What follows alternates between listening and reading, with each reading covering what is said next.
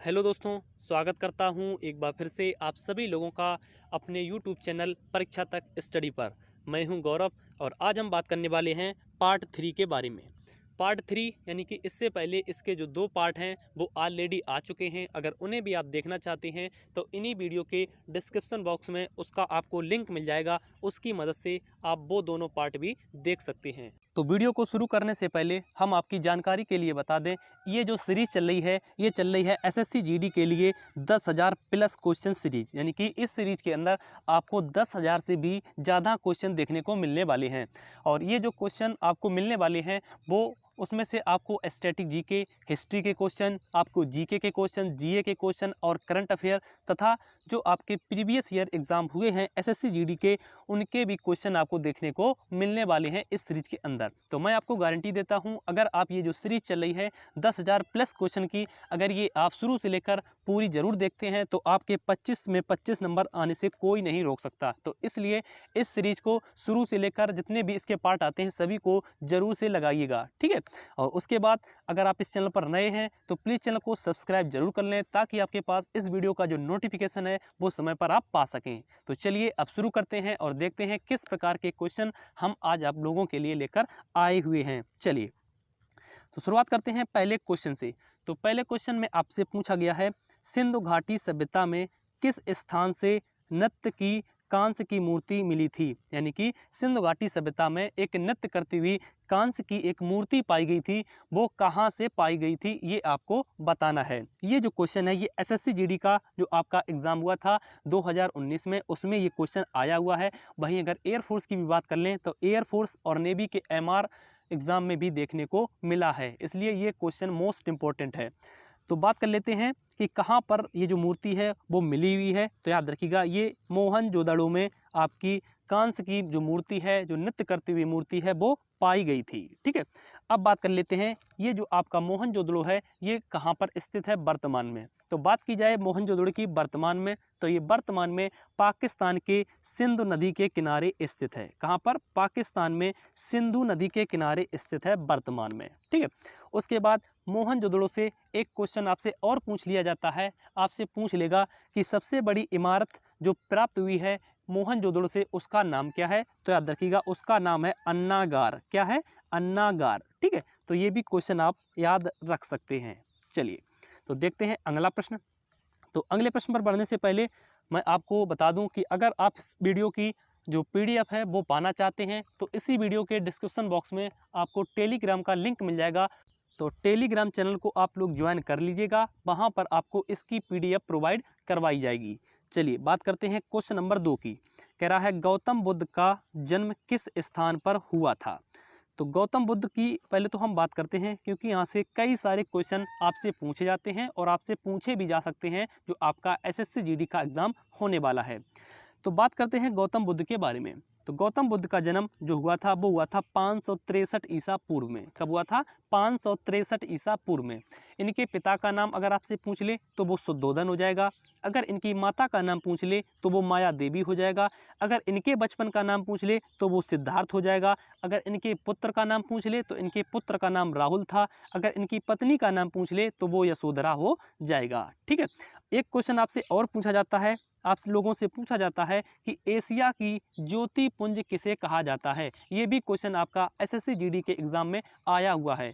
तो अगर आपसे पूछे एशिया का ज्योतिपुंज तो याद रखिएगा वो भी गौतम बुद्ध को ही एशिया का ज्योतिपुंज कहा जाता है, ठीक है। और अगर बात की जाए इनकी मृत्यु कब हुई तो 483 ईसा पूर्व में कुशीनगर में इनकी मृत्यु हुई थी। इनसे जन्म और इनकी मृत्यु और इनके प्रथम उपदेश से संबंधित कुछ घटनाओं को एक नाम दिया गया है, उनके बारे में भी हम जान लेते हैं, क्योंकि वो घटनाएं आपसे पूछी गई हुई हैं आपके एग्जामों में। तो अगर आपसे पूछ ले कि इन्होंने जब अपना पहला उपदेश दिया हुआ था तो उसको किस नाम से जाना जाता है, तो याद रखिएगा इन्होंने जब अपना पहला उपदेश दिया था तो उसको धर्म चक्र प्रवर्तन के नाम से जाना जाता है। ठीक है, और जब इन्होंने अपना गृह को त्याग किया था, यानी इन्होंने जब अपना घर को छोड़ा हुआ था, तो उस घटना को किस नाम से जाना जाता है? तो याद रखिएगा, उसको महाभिनिष्क्रमण के नाम से जाना जाता है। ठीक है, और उसके बाद एक क्वेश्चन आपसे और पूछता है कि इनकी जब मृत्यु हुई थी उस घटना को किस नाम से जाना जाता है? तो उस घटना को महापरिनिर्वाण के नाम से जाना जाता है।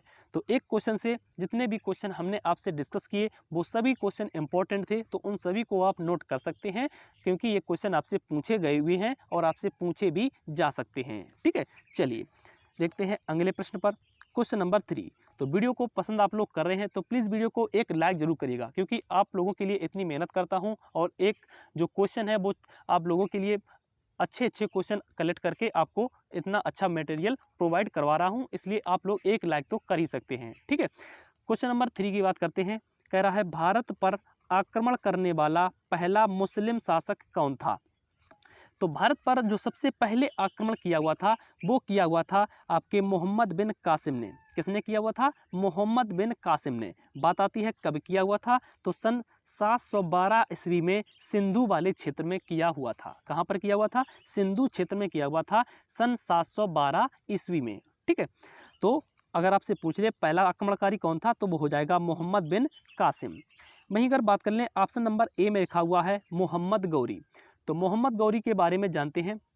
तो मोहम्मद गौरी जो था इसने सन 1175 ईस्वी में, कब किया हुआ था? सन 1175 ईस्वी में भारत पर अपना पहला आक्रमण किया था। कब किया था? 1175 ईस्वी में अपना भारत पर इसने पहला आक्रमण किया हुआ था।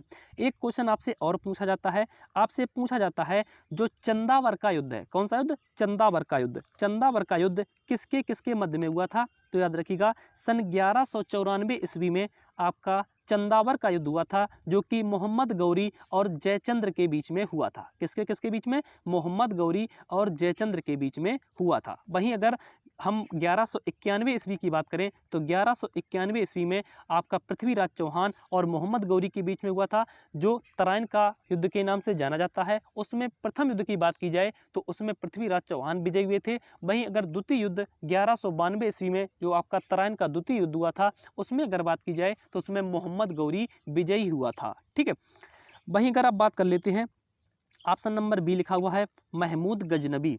तो महमूद गजनबी की अगर बात की जाए तो इसने जो भारत पर आक्रमण किया हुआ था वो पहला इसने जो अपना आक्रमण किया था वो 1000 ईस्वी में किया था। कब किया था? 1000 ईसा पूर्व में किया हुआ था। ठीक है, और इसने भारत पर कुल 17 आक्रमण किए थे। कितने किए थे? कुल 17 आक्रमण किए हुए थे। वहीं अगर इसके अंतिम आक्रमण की बात की जाए, यानी इसका जो 17वां आक्रमण था वो इसने कहाँ पर किया हुआ था? तो इसका जो 17वां आक्रमण था वो इसने 1027 ईस्वी में 1027 ईस्वी में जाटों के विरुद्ध किया हुआ था। कब किसके विरुद्ध किया हुआ था? जाटों के विरुद्ध किया हुआ था, जो कि इसका 17वां और भारत पर अंतिम आक्रमण था। ठीक है, तो इस क्वेश्चन का जो आपका राइट ऑप्शन हो जाएगा वो हो जाएगा ऑप्शन नंबर सी। चलिए देखते हैं अगला प्रश्न, क्वेश्चन नंबर 4। ये भी आपका एसएससी जीडी के एग्जाम में आया हुआ है। कह रहा है पानीपत का प्रथम युद्ध कब हुआ था? तो पहले तो हम बात करते हैं पानीपत की तीनों युद्धों के बारे में, क्योंकि जो पानीपत के युद्ध हैं ये मोस्ट इंपॉर्टेंट है, क्योंकि यहाँ से क्वेश्चन आपसे पूछ लिया जाता है। तो बात करते हैं पानीपत के प्रथम युद्ध के बारे में। तो पानीपत का जो प्रथम युद्ध हुआ था वो हुआ था 21 अप्रैल 1526 ईस्वी में। कब हुआ था? 21 अप्रैल 1526 ईस्वी में, जो कि हुआ था बाबर और इब्राहिम लोदी के बीच में। किसके किसके बीच में? बाबर और इब्राहिम लोदी के बीच में। और लोदी वंश का जो अंतिम शासक था इब्राहिम लोदी, इसको बाबर ने मारकर मुगल वंश की स्थापना की थी। ठीक है, ये भी आप याद रख सकते हैं। और इब्राहिम लोदी जो ऐसा पहला शासक था जो युद्ध क्षेत्र में ही मारा गया था। किसके द्वारा? बाबर के द्वारा। ठीक है, उसके बाद अगर बात की जाए पानीपत के दूसरे युद्ध की, तो पानीपत का आपका दूसरा युद्ध हुआ था वो हुआ था 5 नवंबर 1556 को। कब हुआ था? 5 नवंबर 1556 को, जो कि हुआ था अकबर और हेमू के बीच में। हेमू जो कि कहा जाता है कि यह हिंदू वंश का अंतिम शासक था, हेमू। ठीक है, और इसके और अकबर के बीच में द्वितीय युद्ध हुआ था पानीपत का। अकबर के जो संरक्षण यानी अकबर की तरफ से जो युद्ध कर रहे थे वो कर रहे थे आपके बैरम खां, ठीक है। कौन कर रहे थे? बैरम खां, ठीक है। और इस युद्ध में अकबर की विजय हुई थी और हिंदू जो शासक थे हेमू यानी हेमचंद्र विक्रमादित्य इनकी हार हुई थी। अब बात करते हैं पानीपत के तृतीय युद्ध के बारे में। तो पानीपत का जो आपका तृतीय युद्ध हुआ था वो हुआ था 14 जनवरी 1761 ईस्वी में। कब हुआ था? 14 जनवरी सन 1761 ईस्वी में। यह जो युद्ध हुआ था यह अफगान शासक अहमद शाह अब्दाली और मराठा शासक के बीच में हुआ था। किसके किसके बीच में? अहमद शाह अब्दाली जो कि अफगान शासक था और मराठा शासकों के बीच में पानीपत का तृतीय युद्ध हुआ था। तो इस तरीके से आप पानीपत के तीनों युद्धों के बारे में याद रख सकते हैं। तो इस क्वेश्चन की बात करें तो पूछा गया था प्रथम युद्ध कब हुआ था? तो जो प्रथम आपका पानीपत का युद्ध हुआ था वो आपका हुआ था सन 1526 ईस्वी में। किसके किसके बीच में पूछ ले तो यह हुआ था बाबर और इब्राहिम लोदी के बीच में। चलिए देख लेते हैं अगला क्वेश्चन, क्वेश्चन नंबर 5। तो आपकी जानकारी के लिए बता दें इस सीरीज में आपको वो क्वेश्चन देखने को मिलेंगे जो आपको आपके जो एसएससी जीडी का एग्ज़ाम होने वाला है उसमें हूबहू क्वेश्चन आपको देखने को मिलने वाले हैं। तो इस सीरीज को ज़्यादा से ज़्यादा आप लोग शेयर जरूर करिएगा ताकि जो भी एग्ज़ाम देने वाला है वो भी अपना अच्छा स्कोर कर सके जीके और जीए वाले पार्ट में, ठीक है। क्वेश्चन नंबर 5 की बात करते हैं। कह रहा है दादा साहेब पुरस्कार पाने वाली पहली महिला कौन है? पहले तो हम बात करते हैं दादा साहेब पुरस्कार। तो दादा साहेब फाल्के जो पुरस्कार है यह सिनेमा के क्षेत्र में दिया जाता है। किस क्षेत्र में दिया जाता है? आपसे ये भी पूछ सकता है कि दादा साहेब फाल्के जो अवार्ड है वो किस क्षेत्र में दिया जाता है? तो याद रखिएगा ये सिनेमा के क्षेत्र में दिया जाता है दादा साहेब फाल्के पुरस्कार। उसके बाद आपसे पूछेगा इस पुरस्कार की जो शुरुआत हुई वो कब से हुई? तो याद रखिएगा 1969 यानी 1969 में इस पुरस्कार की शुरुआत हुई थी। तो वहीं आपसे पूछ रहा है पाने वाली प्रथम महिला कौन सी हैं? तो वो आपकी हो जाएंगी देविका रानी। कौन हो जाएंगी? देविका रानी। वहीं अगर हम बात कर लें करंट की तो 2021 में यह पुरस्कार किसको दिया गया? तो याद रखिएगा यह 2021 में दादा साहेब फाल्के जो अवार्ड है वो रजनीकांत जी को मिला हुआ है, ठीक है। चलिए देखते हैं अगला प्रश्न, क्वेश्चन नंबर 6। कह रहा है ब्रह्मांड में सबसे चमकीला ग्रह कौन सा है? तो बात की जाए अगर ब्रह्मांड में सबसे चमकीले ग्रह की तो वो आपका हो जाएगा शुक्र ग्रह। कौन हो जाएगा? शुक्र ग्रह। अब हम बात करते हैं शुक्र ग्रह से कौन कौन से क्वेश्चन आपसे पूछे जा सकते हैं या फिर आपसे पूछे गए हुए हैं।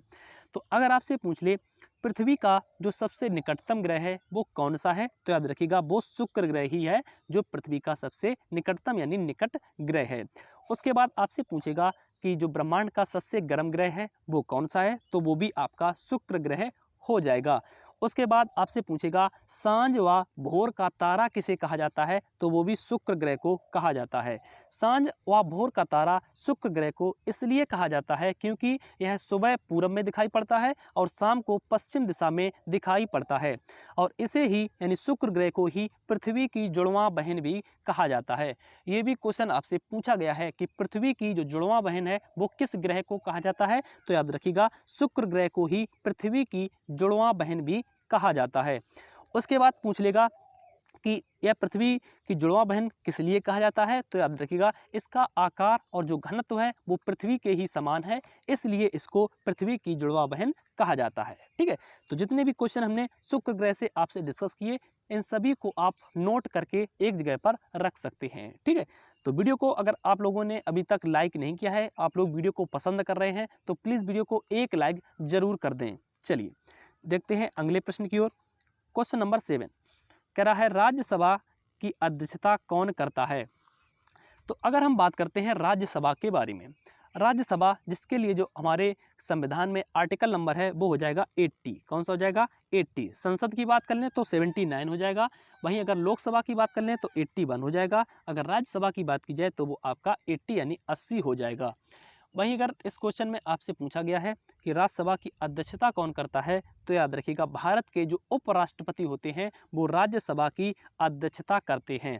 तो वहीं अगर बात की जाए वर्तमान में हमारे जो राज्यसभा के अध्यक्ष हैं या भारत के उपराष्ट्रपति हैं वो कौन है? तो वो आपके हो जाएंगे वेंकैया नायडू जी। कौन हो जाएंगे? वेंकैया नायडू जी। एक क्वेश्चन आपसे और बन सकता है अगर आपसे पूछे राज्यसभा के प्रथम अध्यक्ष या प्रथम पदेन अध्यक्ष कौन थे?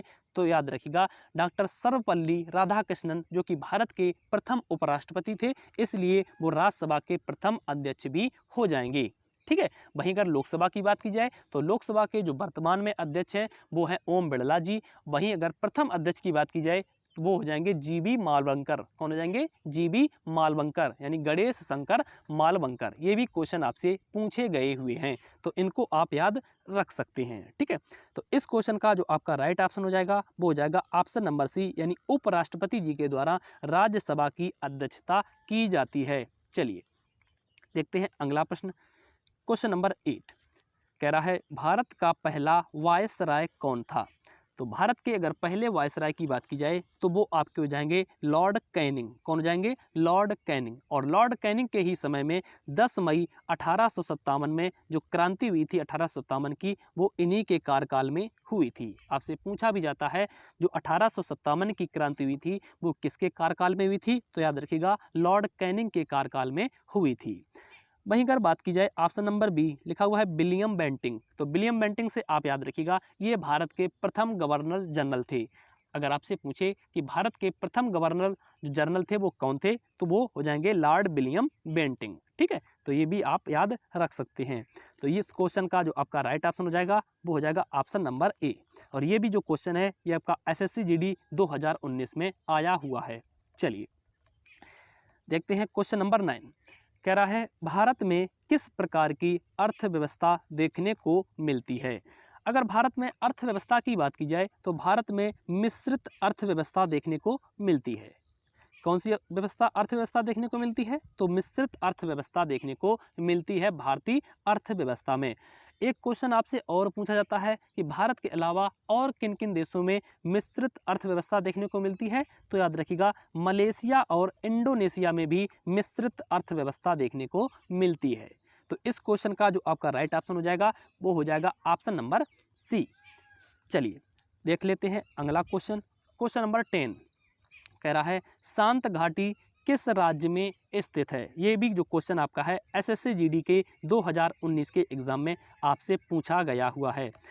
बात की जाए शांत घाटी, यानी आपसे इस प्रकार से भी पूछ सकता है कि साइलेंट वैली कहाँ पर स्थित है, या फिर आपसे पूछ सकता है कि शांत घाटी कहाँ पर स्थित है। तो याद रखिएगा शांत घाटी जो है ये आपकी केरल राज्य में स्थित है। कहाँ पर? केरल राज्य में। वहीं अगर बात की जाए फूलों की घाटी के बारे में, आपसे पूछ सकता है कि वैली ऑफ फ्लावर यानी फूलों की घाटी कहाँ पर स्थित है, तो वो आपकी हो जाएगी उत्तराखंड में। कहाँ पर हो जाएगी? उत्तराखंड में। अगर आपसे पूछ ले जो आपकी सिलिकॉन वैली यानी सिलिकॉन की घाटी है वो कहाँ पर है, तो वो कर्नाटक के बंगलुरु में हो जाएगी। तो इस क्वेश्चन का जो आपका राइट आंसर होगा वो होगा ऑप्शन नंबर ए, यानी केरल राज्य में शांत घाटी पाई जाती है। वहीं अगर आपसे पूछे एक जुको घाटी, कौन सी घाटी? जुको घाटी। जुको घाटी अगर पूछे वो कहाँ पर पाई जाती है, तो ये आपके मेघालय और मणिपुर क्षेत्र में पाई जाती है जुको घाटी। ठीक है, चलिए देखते हैं अगला प्रश्न। Question number 11 most important question. किसी की भी एग्जाम की बात कर लें, चाहे SSC का एग्जाम, चाहे बैंक का एग्जाम, रेलवे का एग्जाम या डिफेंस के किसी भी एग्जाम की बात कर लें, यहाँ से क्वेश्चन आपसे पूछा जाता है। कह रहा है DRDO का मुख्यालय कहाँ पर स्थित है? पहले तो हम बात कर लेते हैं DRDO से जितने भी क्वेश्चन आपसे पूछे जा सकते हैं। तो पहले तो हम बात करते हैं कि DRDO का फुल फॉर्म यानी इसका पूर्ण रूप क्या है। तो वो आपका हो जाएगा defence research and development organisation. क्या हो जाएगा? Defence research and development organisation. वहीं अगर बात की जाए इसकी जो गठन यानी इसका जो स्थापना हुआ था वो कब हुआ था? सन आपके 1958 में इसका गठन हुआ था। अगर इसके हेडक्वार्टर की बात की जाए, इसका हेडक्वार्टर कहाँ पर है, तो वो आपका हो जाएगा दिल्ली, यानी दिल्ली में इसका मुख्यालय स्थित है। अगर बात की जाए इसका मोटो यानी इसका जो ध्येय वाक्य है वो क्या है, ये भी क्वेश्चन आपसे पूछा गया हुआ है। तो याद रखिएगा वलस्य मूलम विज्ञानम इसका ध्येय वाक्य है। अगर इसके अध्यक्ष की बात की जाए, इसके वर्तमान में अध्यक्ष कौन है, तो वो आपके हो जाएंगे जी सतीश रेड्डी। कौन हो जाएंगे? जी सतीश रेड्डी। और ये जो संस्था है आपकी DRDO ये रक्षा मंत्रालय के अधीन है। अगर वर्तमान में बात की जाए रक्षा मंत्री कौन है, तो वो हो जाएंगे श्री राजनाथ सिंह। ठीक है, अगर पूछ ले प्रथम रक्षा मंत्री भारत के कौन थे, तो वो हो जाएंगे श्री सरदार बलदेव सिंह। ठीक है, चलिए तो इस क्वेश्चन का जो आपका राइट ऑप्शन हो जाएगा वो हो जाएगा ऑप्शन नंबर ए, यानी नई दिल्ली में DRDO का मुख्यालय स्थित है। चलिए देखते हैं क्वेश्चन नंबर 12 कह रहा है अंकोर वाट मंदिर कहाँ पर स्थित है। तो अंकोर वाट का जो मंदिर है ये आपका कंबोडिया में स्थित है। कहाँ पर स्थित है? कंबोडिया में। और भारत के बाहर अगर कोई सबसे बड़ा मंदिर जो पाया जाता है वो वही आपका अंकोर वाट का मंदिर पाया जाता है, जो कि आपका कंबोडिया में पाया जाता है।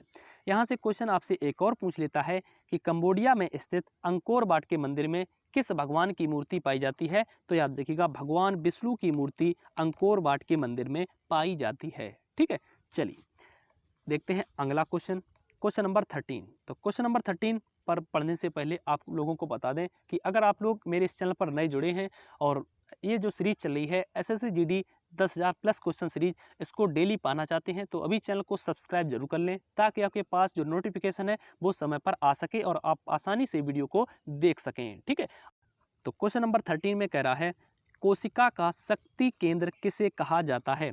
तो बात की जाए कोशिका के शक्ति केंद्र की, तो कोशिका का जो शक्ति केंद्र कहा जाता है वो आपका कहा जाता है माइटोकॉन्ड्रिया को। किसको कहा जाता है? माइटोकॉन्ड्रिया को, यानी कि ऑप्शन नंबर सी इसका राइट ऑप्शन हो जाएगा। चलिए देखते हैं अगला क्वेश्चन, क्वेश्चन नंबर 14। ये भी आपका एसएससी जीडी के एग्जाम 2019 में आपसे पूछा गया हुआ है। कह रहा है विद्युत धारा किसके द्वारा मापते हैं? तो विद्युत धारा को जो मापा जाता है वो आपका मापा जाता है अमीटर के द्वारा। किसके द्वारा? अमीटर के द्वारा, यानी कि ऑप्शन नंबर बी जो लिखा हुआ है वो इसका राइट ऑप्शन हो जाएगा, यानी अमीटर के द्वारा विद्युत धारा को मापा जाता है। वहीं अगर ऑप्शन रखे हुए हैं ए और सी और डी, इनकी बात की जाए तो लिखा हुआ है अल्टीमीटर। तो पूछ ले अल्टीमीटर के द्वारा किसको मापा जाता है? तो अल्टीमीटर के द्वारा आपकी हाइट यानी ऊंचाई को मापा जाता है। वहीं अगर ऑप्शन सी बैरोमीटर की बात की जाए तो बैरोमीटर से जो मापा जाता है वो मापा जाता है वायु दाब को। किसको मापा जाता है? वायु दाब को। ठीक है, और इसकी जो खोज की थी वो टोर्सली ने की थी। किसने की थी? टोर्सली ने। तो ये भी आप लोग याद रख सकते हैं। तो इस क्वेश्चन का जो आपका राइट ऑप्शन हो जाएगा वो हो जाएगा ऑप्शन नंबर बी, यानी अमीटर। चलिए देखते हैं अगला क्वेश्चन। अब आपके जो क्वेश्चन रखे हुए हैं वो करंट अफेयर से रिलेटेड है, यानी करंट अफेयर के क्वेश्चन आपसे पूछे गए हैं। तो इस जो सीरीज चल रही है ये जो सीरीज आप लोग इसको जरूर लगाइएगा, क्योंकि इस सीरीज में मैंने सभी क्वेश्चनों को यानी सभी प्रकार के क्वेश्चनों को इंक्लूड किया हुआ है। चाहे वो आपके स्टैटिक जीके हो, चाहे वो आपका हिस्ट्री हो, चाहे वो आपका करंट अफेयर्स हो, चाहे वो आपका साइंस हो या आपका जीके हो, सभी प्रकार के क्वेश्चन आपको इसमें देखने को मिलेंगे। कह रहा है कोलकाता पोर्ट ट्रस्ट के नाम बदलकर किसके नाम पर रख दिया गया है? यानी कोलकाता पोर्ट जो आपका है उसका जो नया नाम है वो क्या है? तो वो आपका हो जाएगा श्यामा प्रसाद मुखर्जी। क्या हो जाएगा? श्यामा प्रसाद मुखर्जी, यानी ऑप्शन नंबर बी आपका राइट ऑप्शन हो जाएगा। वहीं अगर हम बात कर लें ऑप्शन नंबर डी में लिखा हुआ है एपीजे अब्दुल कलाम। तो उड़ीसा में आपका है व्हीलर द्वीप। कौन सा है? उड़ीसा में है आपका व्हीलर द्वीप। उसी व्हीलर द्वीप का नाम बदलकर अब रख दिया गया है एपीजे अब्दुल कलाम द्वीप। ठीक है, चलिए देखते हैं आज का अंतिम प्रश्न। कह रहा है कोविड फतेह अभियान की शुरुआत किस राज्य में की गई है? तो वहीं अगर बात की जाए कोविड फतेह अभियान की, तो ये जो अभियान है ये चलाया गया है पंजाब सरकार के द्वारा। किसके द्वारा? पंजाब सरकार के द्वारा। इसी कोविड के दौरान एक योजना स्टार्ट की गई है आपकी महतारी दुलार योजना। कौन सी? महतारी दुलार योजना, जो कि आपके छत्तीसगढ़ राज्य के द्वारा स्टार्ट की गई है।